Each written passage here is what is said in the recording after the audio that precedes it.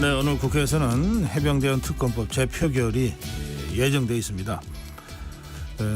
한동훈 국민의힘 새 대표 이 당정관계 첫 시험대가 될지도 모르겠습니다. 국민의힘 의원 중에서 유일하게 지난번에 해병대원 특검법 찬성한 국회의원입니다. 국민의힘 안철수 의원 전화 연결해서 말씀 좀 듣겠습니다. 의원님 안녕하세요. 네, 안녕하십니까. 네. 지난번에 그 해병대원 특검법 본회의 의결될 때 국민의힘 의원 108명 중에서 유일하게 찬성표를 던지시지 않았습니까? 네. 예, 오늘 이제 대통령 제2 요구에 의해서 오늘 재표결이 되는데 오늘도 찬성표를 던지실 생각이십니까? 저는 뭐 지금까지 항상 그랬듯이 양심 그리고 소신에 따라서 투표했습니다. 그리고 제 소신에는 변함이 없습니다. 다만 제가 말씀드리고 싶은 것이 여당 대표가 뽑힌 바로 다음 날 아닙니까? 네. 그런데 아무런 여당과 대화가 없이 야당이 바로 특검법 재결 상정한 거는 정말 유감입니다. 결국은 특검법 재의결안은 그래서 폐기될 수밖에 없지 않나 저는 그렇게 생각을 하는데요. 네. 그렇지만 이걸로 끝나지 않고 다시 또 이 특검안이 다시 올라올 겁니다. 네. 그렇게 되면 다음에는 한동훈 대표께서 뭐라고 합니까? 그 전당대회 때 그리고 또 취임 연설에서도 밝혔듯이 중립적인 제3자 특검을 추천하는 그런 특검법이 추진되는 거 그게 여야 합의를 통해서 통과되기를 바랍니다. 네.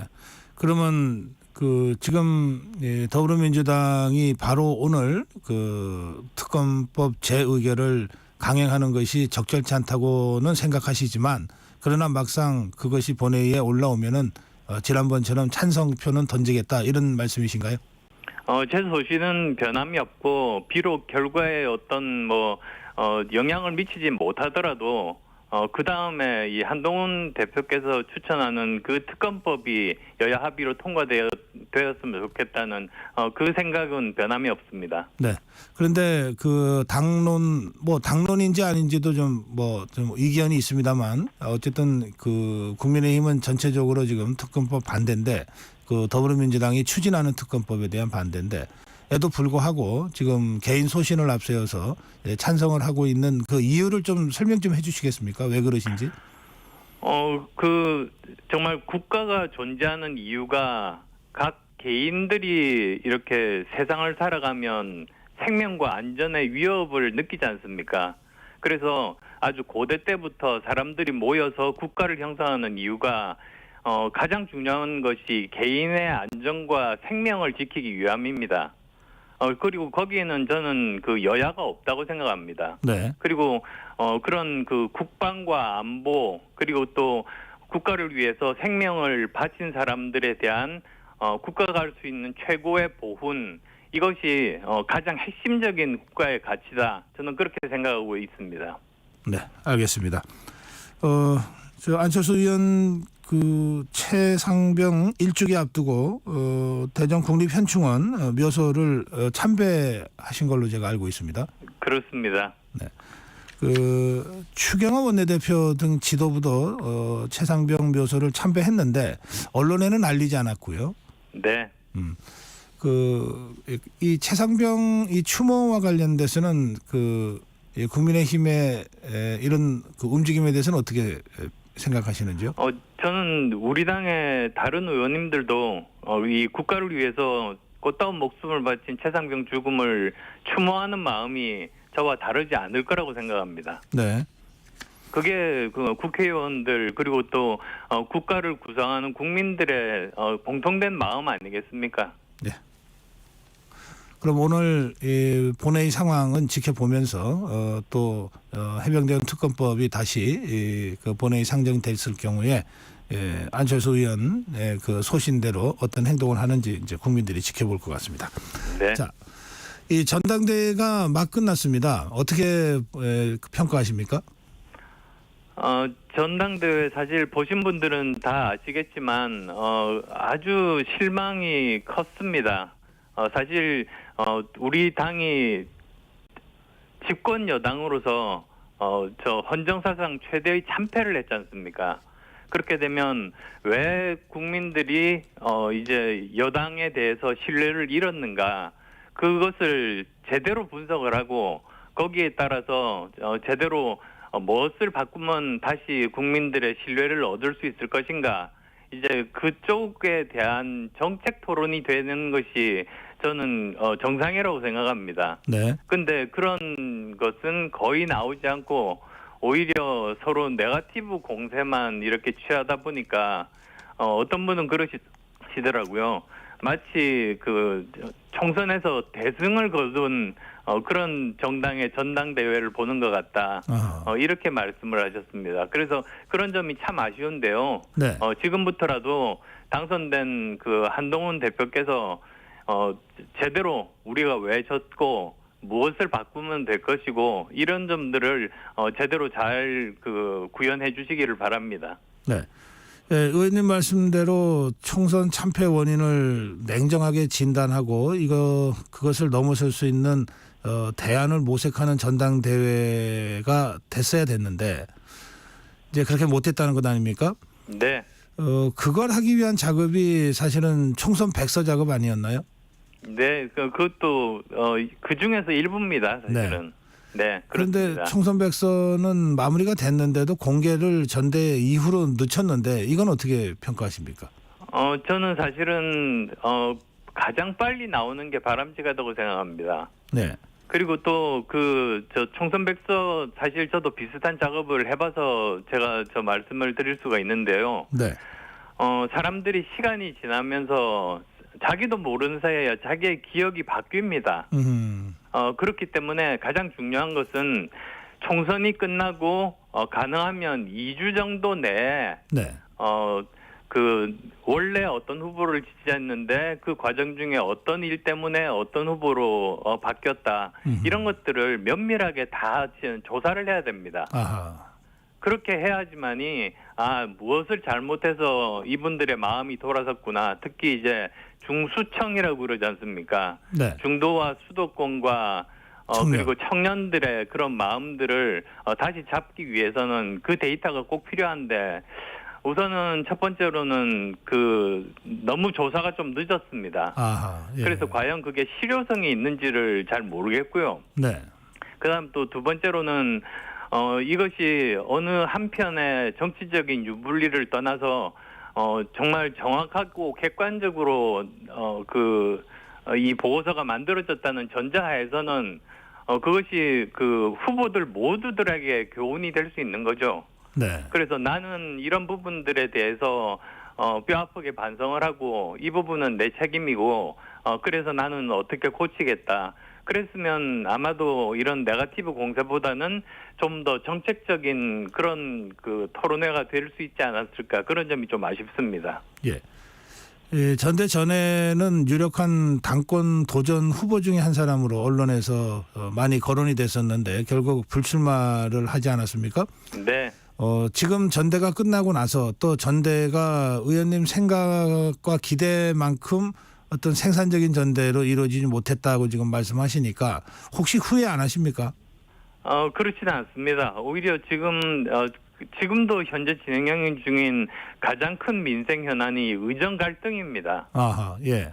그 다음에 또 지금 현재 고물가 그리고 또 고금리 그리고 고환율 또 이제 집값도 지금 들썩들썩거리지 않습니까? 네.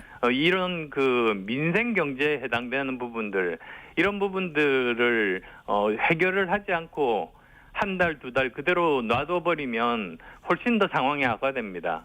그래서 제가 할 일이 그 일이라고 보고 거기에 집중을 해서 여러 가지로 알려진 부분도 있고 그리고 또 뒤쪽에서 이렇게 서로 만남을 주선해서 서로 협의를 하고 합의를 하게 하는 그런 노력들을 굉장히 많이 했습니다. 예. 예, 말씀하셨으니까 가장 시급하고도 중요한 민생이 의정 갈등 해소다 이런 말씀하셨는데 어떤 방향으로 이 문제 해결해야 된다고 생각하십니까? 네, 뭐 우선 아시겠지만 지금은 의료 대란이지만 이제 의료 붕괴로 점점 가고 있습니다. 그래서 이대로 가면 아마도 한두 달 내로 지방 의료원들이 도산될 겁니다. 아하. 지방 의료를 강화시키려고 시작한 일인데 지방 의료가 완전히 초토화되는 거죠. 그리고 또 7,000명 전공의가 사라집니다. 그러니까 7,000명 전공의를 키우려면 도대체 몇 년이 걸릴지 모르겠습니다. 네. 그 다음에 또 의사고시를 안 본다고 합니다. 그 보통 그 3,000명 정도니까 네. 올해는 의사가 한 명도 안 나올 수 있는 거죠. 네. 그렇게 되면은 공중보건이 인턴, 군의관 한 해가 완전히 비어버리는 이런 사상 초유의 사태를 겪게 되는데 이것을 잘 극복할 수 있는 방법이 현재로서는 보이지 않습니다. 아하.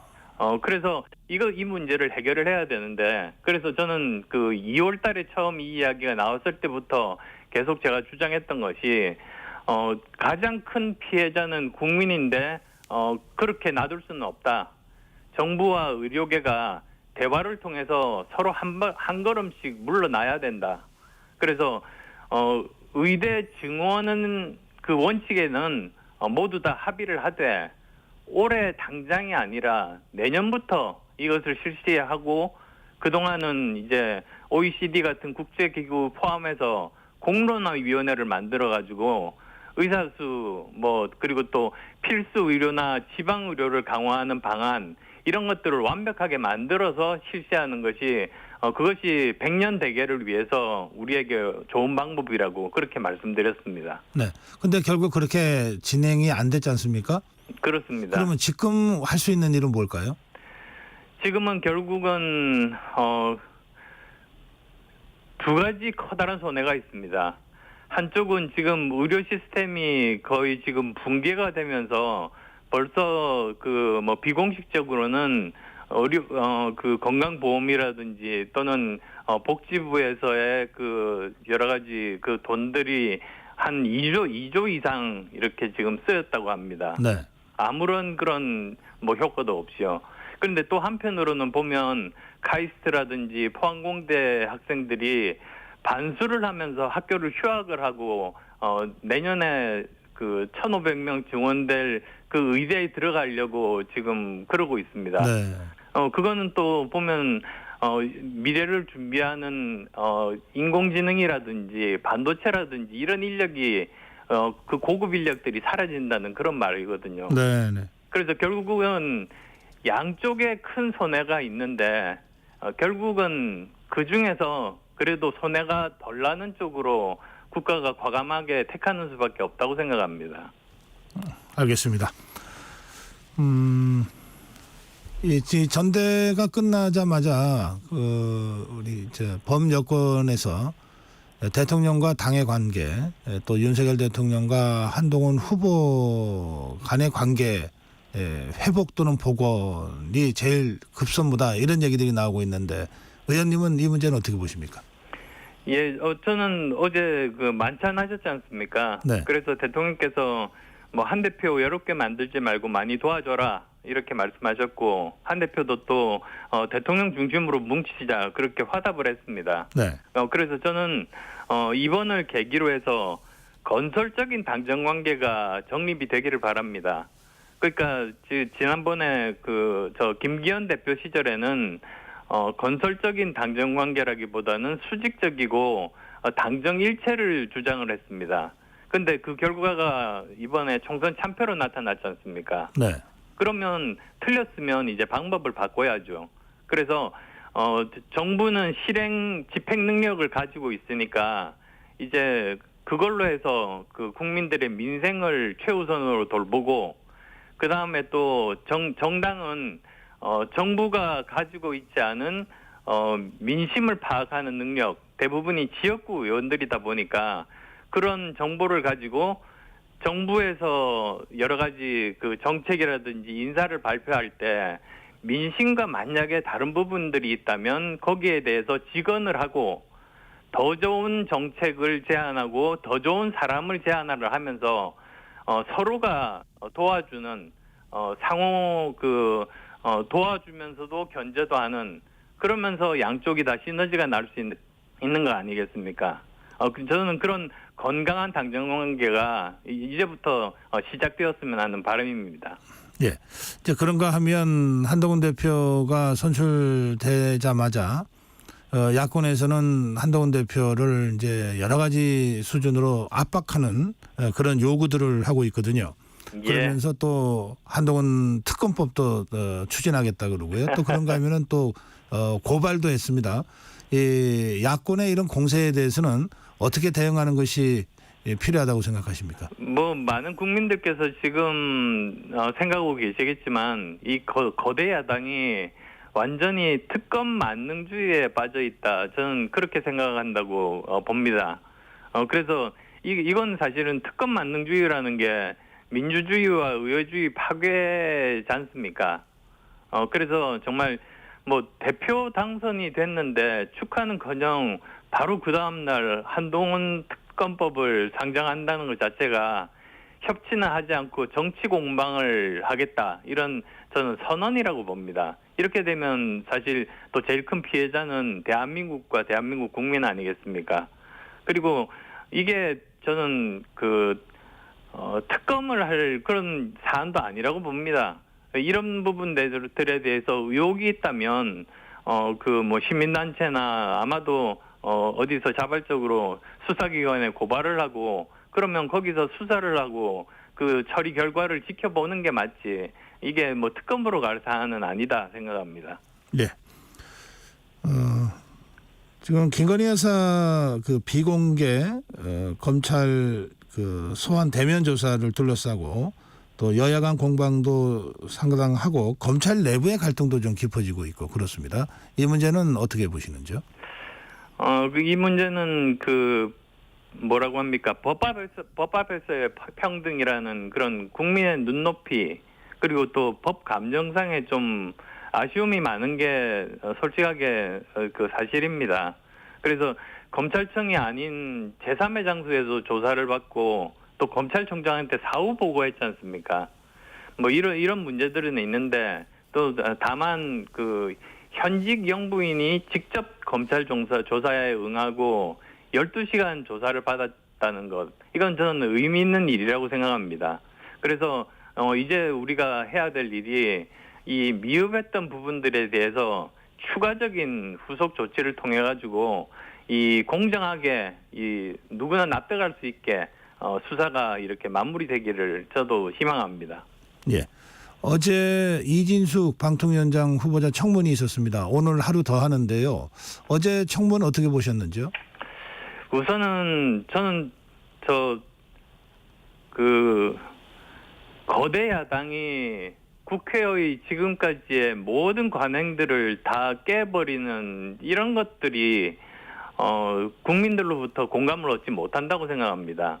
그러니까 장관급 인사는 인사청문회 하루 하는 게 상례죠. 네. 국회 그러니까 국무총리만이 이틀 하는데 이렇게 이진숙 후보에 대해서는 이틀이나 인사청문회를 했다는 거 사실 유례가 없다는 거고요. 네. 그리고 제가 어제 이렇게 기록을 봤더니 10시간 정도를 했는데 정쟁을 9시간 반 했습니다.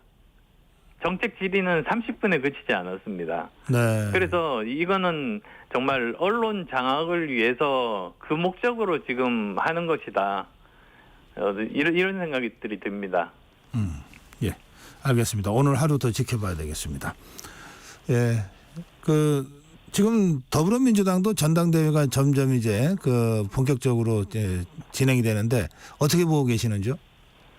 네, 예상보다 더 높게 나오더군요. 90%. 예. 비록 아무리 해도 조국 대표만 하겠습니까만은 99.99%까지는 안 나오겠습니다만 이것도 네. 민주주의 사회에서 참 바람직하지 않고 있으면 안 되는 일 아니겠습니까? 있습니다. 네. 그러니까 이런 부분들에 대해서 결국은 이재명에 의한 이재명의 민주당이 완성되는 과정이다. 저는 이렇게 보고 있습니다. 참 불행한 일입니다. 예, 알겠습니다. 예, 시간이 다 돼서요.